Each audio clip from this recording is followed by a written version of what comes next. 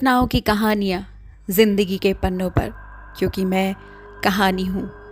आज की हॉरर कहानी है तारानाथ तांत्रिक। ये एक बंगाली साहित्य का चरित्र है जिसकी कहानी सुनने के बाद के शरीर में सिहरन पैदा हो जाएगी, या ये कहें आपके रोंगटे खड़े हो जाएंगे। आइए सुनते हैं। सुबह से बादल छाए हुए थे। दोपहर के समय में थोड़ी बहुत बारिश भी हो गई थी। उसके बाद बारिश तो नहीं हुई, लेकिन आकाश में काले बादल गरज रहे थे। हल्की हल्की हवा बह रही थी। ऐसे दिन में क्या करे वाली भावना दिल में रह रह कर उठ रही थी। अपने दोस्तों से एक विलायती मैगजीन बाद में पढ़ने के लिए लेकर रखी हुई थी। उन सबको उलट पलट कर देखा, लेकिन बदली के दिन का जो मिजाज था मेल नहीं खा रहा था। क्या किया जाए? पत्नी के संग बातचीत की जाए? नहीं। शादी के 7 साल हो जाने के बाद बरसात के दिनों में खुली खिड़की के पास पत्नी को लेकर काफ़ी चर्चा भी कोई करता है? सुनने में जितना ही निष्ठुर लगे, बात सच है। महाकाल की निर्ममता एवं पुराने दिनों के सुख के संबंध में विचार कर रहा था। उसी समय दरवाजे का कड़ा खटखटाने की आवाज़ आई। उठकर दरवाज़ा खोलकर देखा तो किशोरी सेन आया हुआ था। भीतर प्रवेश करके जूतों की मिट्टी पोंछते हुए हंसकर बोला, ऐसे बरसात के दिन में घर बैठकर क्या कर रहे हो? मैंने बोला, जो घोड़ा है ही नहीं उसके लिए घास इकट्ठी कर रहा हूँ। अच्छा हुआ तुम आ गए, बहुत बोरियत भरा दिन है ना। किशोरी बोला, अब और बैठे रहने की ज़रूरत नहीं, थोड़े कपड़े लत्ते लो, जो भी है पहन लो। तारानाथ ज्योतिष के घर तक घूम कर आते हैं, और कुछ नहीं तो कम से कम 1-2 अजीब तो किस्से सुनने को मिलेंगे। ऐसे दिन में तो इस तरह के अजीब किस्सों को सुनने में मज़ा आता है। तारानाथ के बारे में मेरे मन में क्यों नहीं आया, यही सोचकर मुझे हैरानी हो रही थी। मैंने बोला, बैठो, धोती बदल कर आता हूँ। बाहर आकर मैंने बोला, अच्छा, ट्रम से जाने की ज़रूरत नहीं है, वैसे भी महीने का आखिर है, ये 8 पैसे बचे, इनसे सिगरेट ही खरीद लेंगे। पद यात्रा करते हुए चलो, इतना सा ही तो रास्ता है। अब किशोरी का भी तो महीने का आखिर ही है। 8 पैसे की पासिंग शौक सिगरेट खरीद के दोनों चलते चलते मॉर्ट लेन स्थित तारानाथ के घर हाजिर हो गए। तारानाथ की बेटी चारी ने दरवाज़ा खोला और मुझे देखते ही बोली, काका बाबू, आज मेरे लिए लेस के डिज़ाइन लाना भूले तो नहीं? रोज़ रोज़ आप भूल जाते हैं। आज नहीं भूला, पहले से ही पॉकेट में रख दिया था। बाहर निकालकर जैसे ही चारी के हाथ में दिया, वैसे ही चारी खिलखिलाते हुए घर के भीतर जाते हुए बोली, आप लोग बैठिए, बाबा को बुलाती हूँ। खबर पाते ही तारानाथ खुश होते हुए बाहर आया। बहुत दिन से उसे भी एक निष्ठ श्रोता और भक्त नहीं मिले। एक कहानी सुनाने वाला है, श्रोता का मर्म बुझा सकता है। तख्त पोष पर बैठते बैठते तारानाथ बोला, आज अचानक कैसे? हम बोले, घर पर मन नहीं लग रहा था, तभी सोचा अड्डाबाजी करने के लिए चले आए। तो एक किस्से सुनाओगे क्या? स्पष्ट है कि तारानाथ खूब खुश हुआ। बोला, बैठो बैठो, ठीक है, पहले बताओ क्या खाओगे? चारी, चारी, एक बार यहाँ सुनना ज़रा। चारी आकर खड़ी हुई तो तारानाथ ने बोला, जा जल्दी झट से मुरमुरे में तेल, नमक, हरी मिर्ची मिलाकर नाश्ता तैयार करके लिया, बाद में चाय देना। फिर हमारी तरफ घूमकर बोला, अच्छा, क्या किस्सा सुनाऊं? तुम लोग तो इन सब में विश्वास करते ही नहीं हो। किशोरी बोला, ऐसे ही बोल रहे हो कि विश्वास नहीं करते। अगर विश्वास नहीं होता तो ऐसे बरसात के दिन में इतनी दूर पैदल चलकर क्या करने आते? ये तो सब कहानी सुनने के लालच में। नास्तिक और अविश्वासी लोग ही इन अलौकिक कहानियों के अच्छे श्रोता होते हैं। मैंने बोला, हम आपके पास इतने दिन से आ रहे हैं, फिर भी आपने हमें कोई चमत्कार नहीं दिखाया। अब तारानाथ चमकती हुई आंखों से मेरी तरफ देखते हुए बोला, मतलब खाली हाथ हवा में हिलाकर रसगुल्ला संदेश ले आना, जल को मंत्र पढ़कर शरबत बना देना, तुम लोगों को भी पहले भी बोला था, वो सब करना निम्न श्रेणी की शक्तियाँ हैं। हाथ की सफाई ऐसा करना गुरु ने मना किया था, लेकिन ये क्या, मैंने किया नहीं, किया है, कम उम्र में भक्तों को अचंभित करने के लिए। और पैसा कमाने के लिए कुछ कुछ किया है, काफ़ी शक्तियाँ भी उसी से चली गई। इन सब में कुछ नहीं है बापू, असली तांत्रिक कभी हाथ की सफाई नहीं दिखाते। किशोरी बोला, अच्छा, साधु लोग जो आंख बंद करके त्रिभुवन और त्रिकाल के दर्शन कर पाते हैं, यहाँ बैठे बैठे विलायत में क्या हो रहा है ये बता सकते हैं, ये सब क्या विश्वास करने लायक है? तारानाथ जोर देकर बोला, बिल्कुल, सदगुरु पाकर और प्रकृति साधना करके तुम बिगड़ सकते हो। जैसे कि मान लो हाल ही में मेरे किसी चांडाल के शव से मुंड काटकर उसको लाकर अमावस्या संक्रांति तिथि में शमशान में गड्ढा खोदकर मुंड को उसमें गाड़ना होगा। आधी रात को उसी गड्ढे के ऊपर पद्यासन में बैठकर और सर के ऊपर मरे हुए कौवे के दाएं पंख को रखकर 1,00,000 बार बीज मंत्र का जाप कर लेने से तुम सर्वज्ञ हो सकते हो। किशोरी बोला, वो बीज मंत्र क्या है? तारानाथ बोला, वो नहीं बोल सकते। तंत्र में अदीक्षित लोगों के सामने साधना के गोपनीय मंत्र बोलना निषेध है। चारी तेल मसाले मिलाकर मुरमुरे का नाश्ता बनाकर ले आई। खाते खाते मैं बोला, आपने क्या कभी असली के कपाली को देखा है? किशोरी ने प्रश्न किया। कापालिक और तांत्रिक में कुछ अंतर होता है क्या? तारानाथ बोला, अंतर है, लेकिन वो सब तुम्हें समझाना मुश्किल है। तुम लोग जानकर भी क्या करोगे? हाँ, कुछ कपाली देखे हैं, लेकिन एक बार की बात है, मैं कभी नहीं भूल पाऊंगा। तारानाथ किसी गहरी सोच में खो गया और अचानक से चुप हो गया। मैंने बोला, अच्छा सुनाइए वो किस्सा भी, मज़ा आएगा सुनने में। बता रहा हूँ, पहले तुम लोग कुछ खा तो लो। वो एक भयानक कहानी है, बहुत दिनों बाद याद आई है। अभी भी याद करता हूँ तो रोंगटे खड़े हो जाते हैं। मैंने बोला, ये घटना क्या मधुसुंदरी देवी के आविर्भाव से पहले की है? हाँ, वही मेरे घूमने फिरने के दिनों की ये ऐसी पहली घटना है। तब तक मैंने वीरभूमि की मातू पगली को नहीं देखा था। चाय ले आई, यही तक पोष पर रख दे। लो चाय पियो। हमने चाय की एक चुस्की ली। तारानाथ ने किस्सा शुरू किया। मेरी उम्र उस समय 22-23 साल की थी। घर में मन नहीं लगता था। हमारे गांव में बरगद के चबूतरे पर एक विचित्र दिखने वाले साधु ने आकर 8 दिन वास किया। सामने धूनी जलाकर चुपचाप बैठे रहते। सर पर पहाड़ जैसी ऊंची जटाएं, दोनों आंखें बहुत शान भाव लिए। गांव के बहुत से लोग उनको दूध और फल, मूल इत्यादि दे आते थे। बहू बेटियां उनसे तागा तवीज़ बनवा कर देने की विनती किया करती थी। साधु ने कभी कोई चमत्कार नहीं दिखाया, न ही कभी कोई चमत्कार दिखाकर भक्त बनाने की चेष्टा की।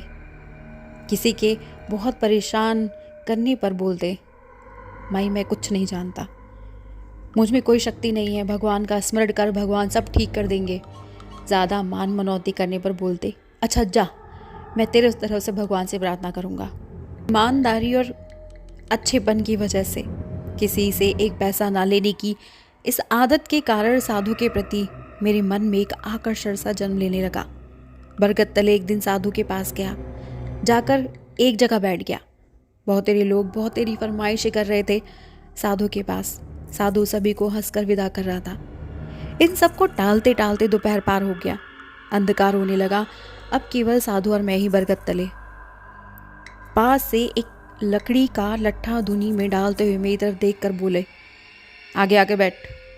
मैं साधु के सामने आकर धुनी के नज़दीक बैठ गया। धुनी की रोशनी में साधु कुछ देर तक मेरे चेहरे की ओर देखते रहे। उसके बाद एक निश्वास छोड़कर बोले, सन्यासी होने की इच्छा है ना? मैं कुछ ना बोलकर बस चुप रहा।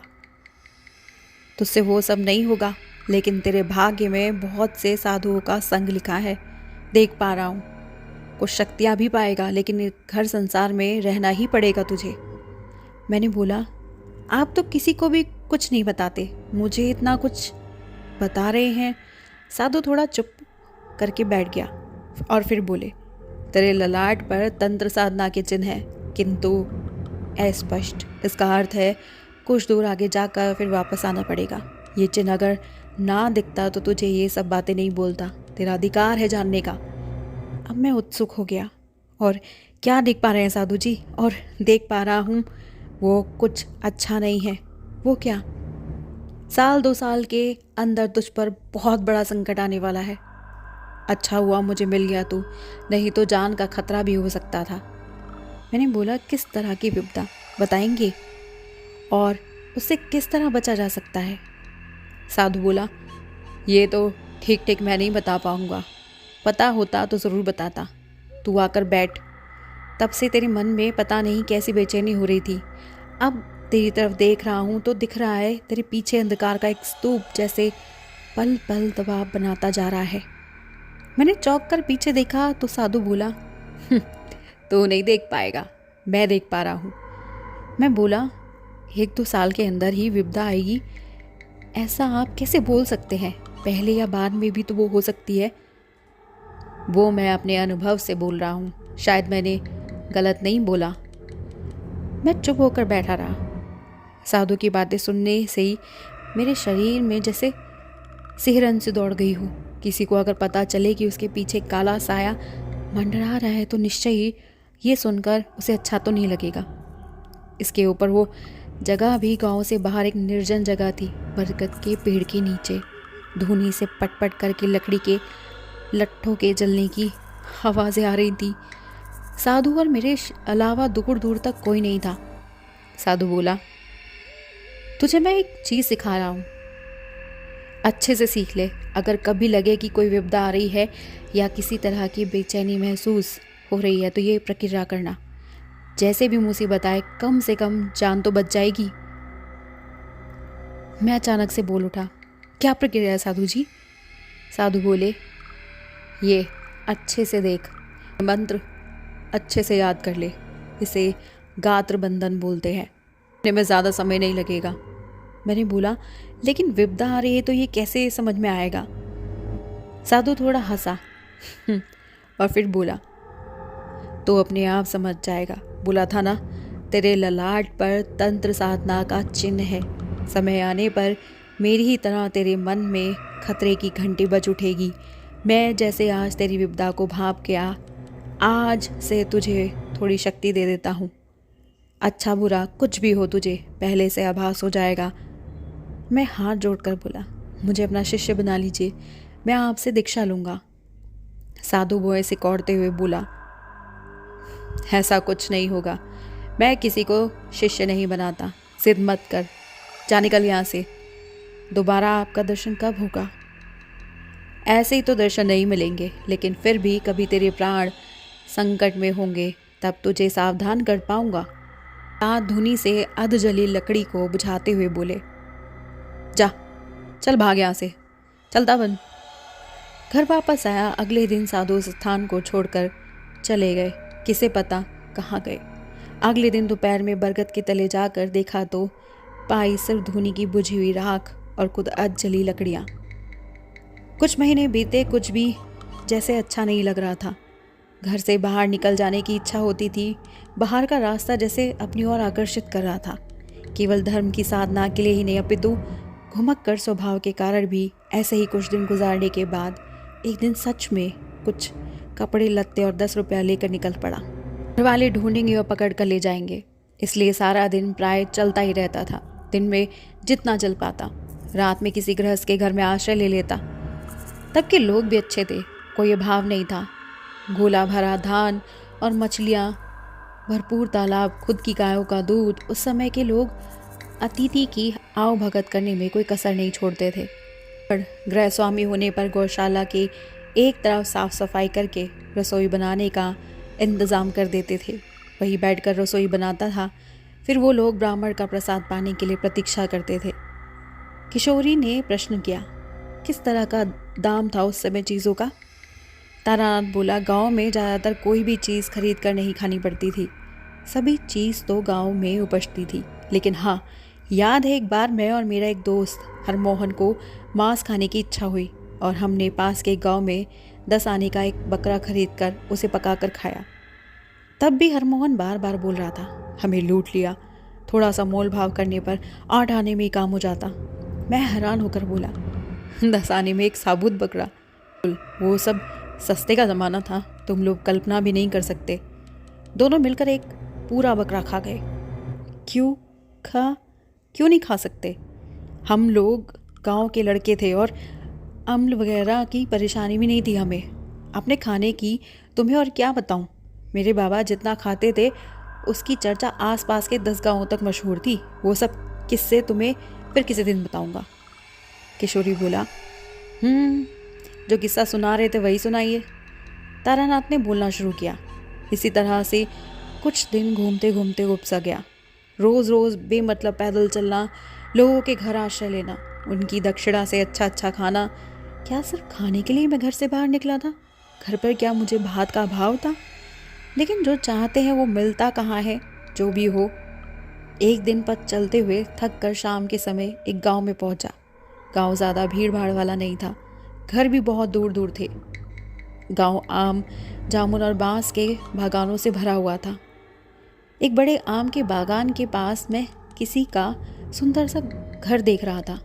वहीं पर आश्रय लेने का निश्चय किया। घर वैसे पक्का घर तो नहीं था, छप्पर से छावनी करे बड़े बड़े कमरे और उनके बीच में एक बड़ा सा आंगन जिसमें धान रखने की व्यवस्था भी थी, और एक तरफ गौशाला जिसमें कुछ गायें बंधी हुई थी जो कि गौशाला में खड़ी चारा खा रही थी। मेरे घर में कदम रखने के साथ ही किसी के द्वारा शंख फूंकने की आवाज़ आई। सब मिलाकर एक संपन्न गृहस्थ घर के लक्षण दिखाई दे रहे थे। आंगन में खड़ा इधर उधर देख रहा था एक सांवले रंग का अधेड़ उम्र का व्यक्ति आगे आकर बोला, कौन चाहिए? मैं परदेश से आया हूँ, रात में ठहरने की व्यवस्था हो जाएगी क्या?